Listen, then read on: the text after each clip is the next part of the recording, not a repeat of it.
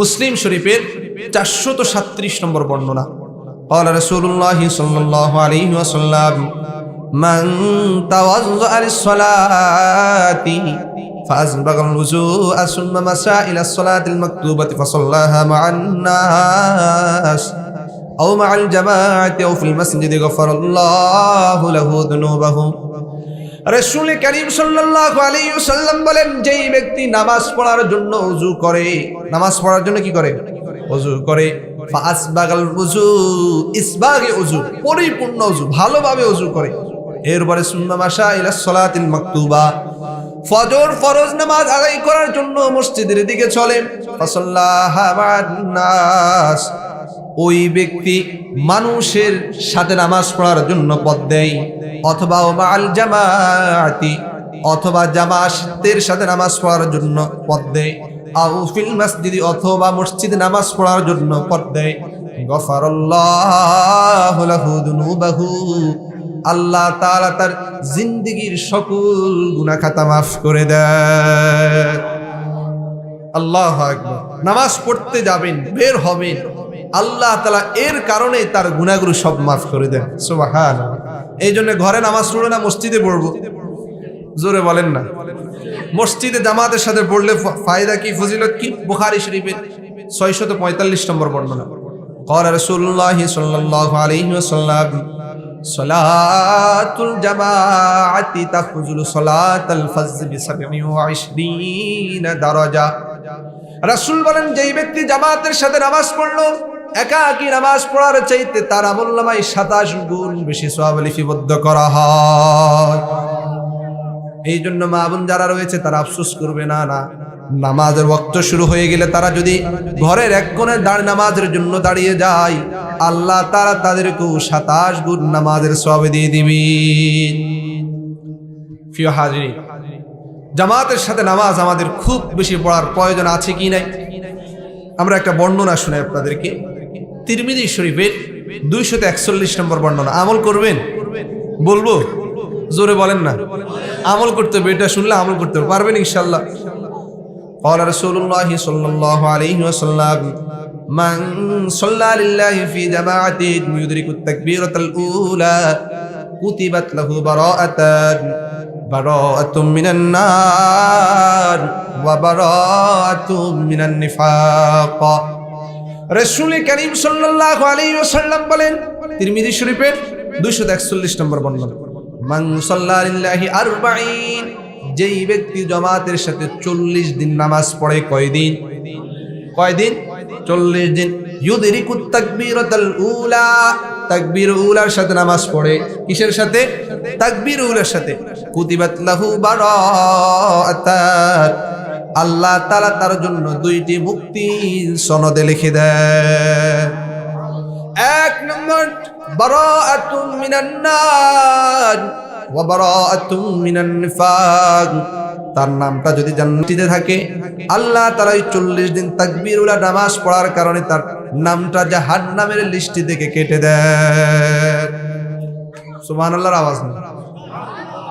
ওয়া বারাআতুম মিনান নিফাক, যেই ব্যক্তি 40 দিন জামাতের সাথে তাকবীরুল্লাহর মধ্যে দিয়ে নামাজ আদায় করবে, তার নামটা আল্লাহ তাআলা নেফাকের খাতা থেকে তার নামটাও কেটে দেয়। মুনাফিক সবচেয়ে ভয়ঙ্কর। আমি আপনি মুনাফিক না ইমানদার যদি একাধারে 40 দিন জামাতের সাথে তাকবীরুল্লাহর সাথে নামাজ পড়তে পারি, আল্লাহ তাআলা আমাদের জন্য 2টি মুক্তির সনদ লিখে দিবেন।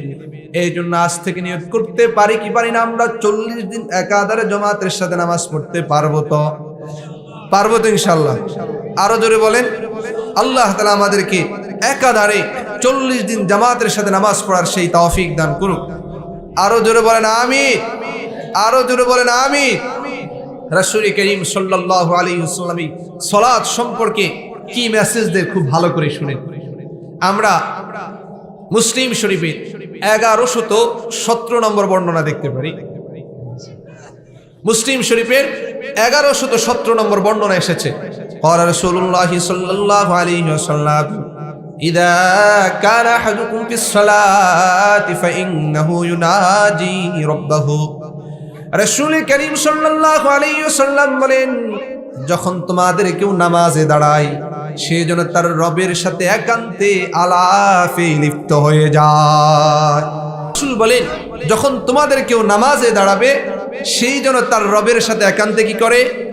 একান্তে আলাপ করে, আলোচনা করে। আমরা কি চাই না আল্লাহ তাআলার সাথে আলাপ করতে?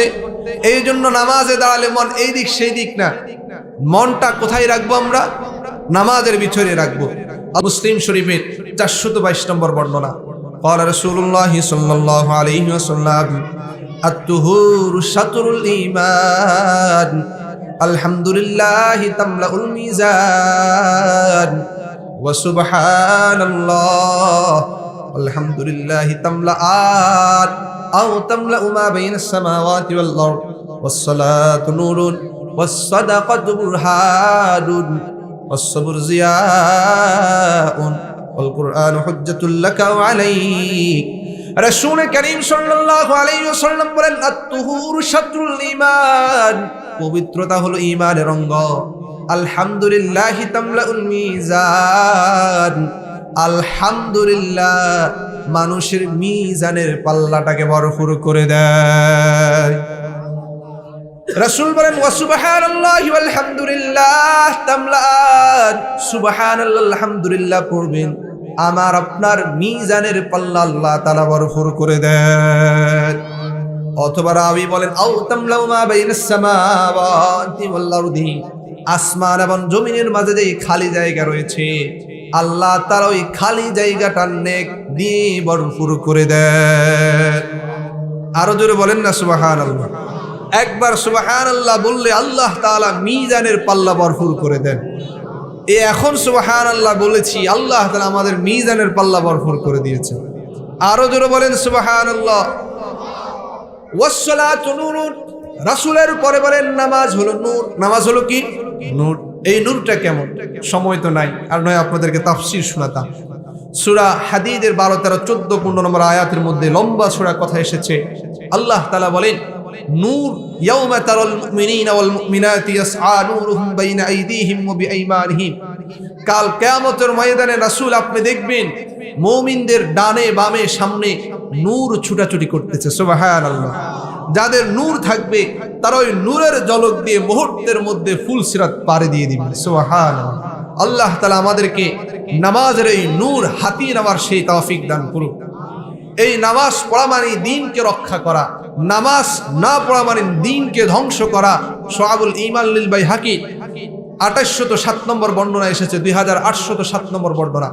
قال رسول الله صلى الله عليه وسلم الصلاة عماد الدين من أقامها فقد أقام الدين ومن هدمها فقد هدم الدين। রাসূল করিম সাল্লাল্লাহু আলাইহি ওয়াসাল্লাম বলেন, নামাজ হলো দ্বীনের খুঁটি। নামাজ হলো দ্বীনের খুঁটি। আসসালাতু ইমাদুদ্দীন মান আকামাহা ফাকাদ আকামাদ্দীন, যে ব্যক্তি নামাজ পড়লো, যে ব্যক্তি নামাজ প্রতিষ্ঠিত করলো সেই জন্য দ্বীনটাকে প্রতিষ্ঠিত করলো। ওয়া মান আকামাহা ফাকাদ হাদামাদ্দীন ওয়া মান হাদামাহা, আর যে ব্যক্তি নামাজ পড়লো নামাজটাকে নষ্ট করলো ফাকাদ হাদামাদ্দীন, সেই যেন তার ধর্মটাকেই ধ্বংস করে দিলে। বলেন নাউযুবিল্লাহ।